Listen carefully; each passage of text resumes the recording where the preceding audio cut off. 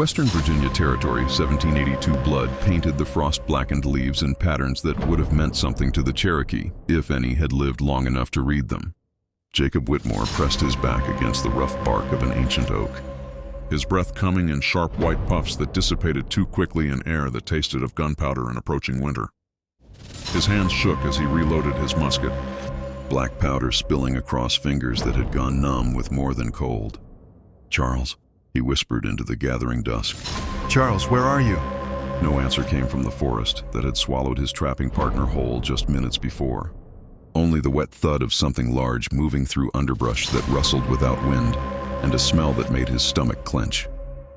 Old meat left too long in sunlight, mixed with turned earth and something sweeter, like flowers rotting in stagnant water.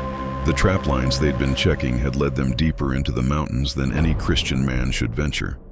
The Cherokee had warned them about these particular hills before the militias drove them west, speaking in hushed tones about places where the earth itself hungered, where something ancient waited in the long shadows.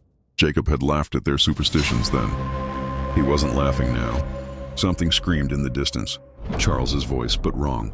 The familiar sound stretched and twisted like an ill-fitting coat, vibrations that made Jacob's teeth ache. The cry echoed off ridgelines that seemed closer than they'd been an hour ago, bouncing back with sounds that spoke of spaces too vast to exist in any geography he understood.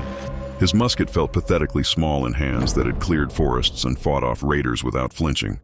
The single shot it carried would have to count, because whatever was hunting them understood patience in ways that predators weren't supposed to understand. It was hurting him, driving him deeper into territory where the rules of civilized behavior stopped applying.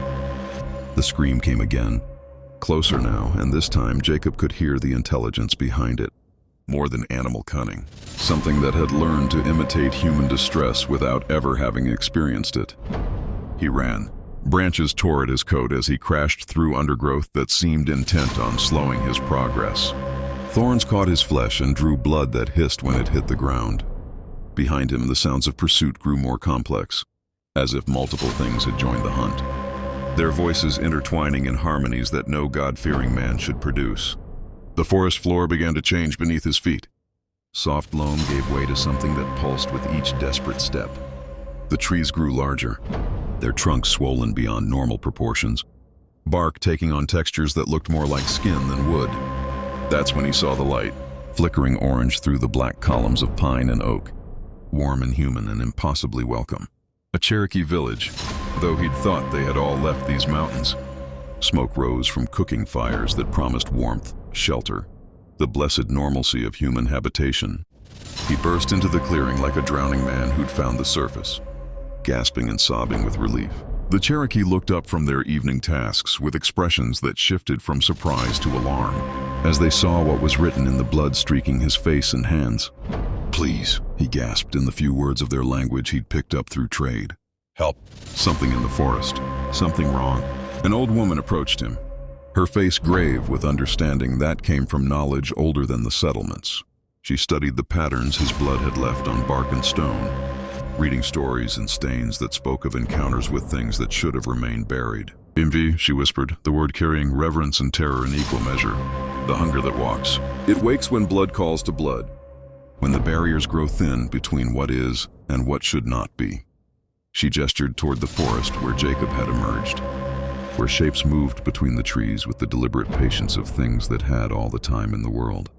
"You have fed it. Your friend's blood, your fear. It grows stronger with each taste, more able to walk in the spaces where living things make their homes." Jacob shook his head, denial spilling from his lips. "It's just an animal. A bear maybe, or a catamount. Something natural." But even as he spoke, he knew he was lying. The thing that had taken Charles Dennison was unnatural in any sense that the laws of nature recognized. It was famine given form, need made manifest, the kind of elemental force that civilized minds refused to acknowledge. The old woman placed a hand on his shoulder, her touch carrying warmth that felt like absolution.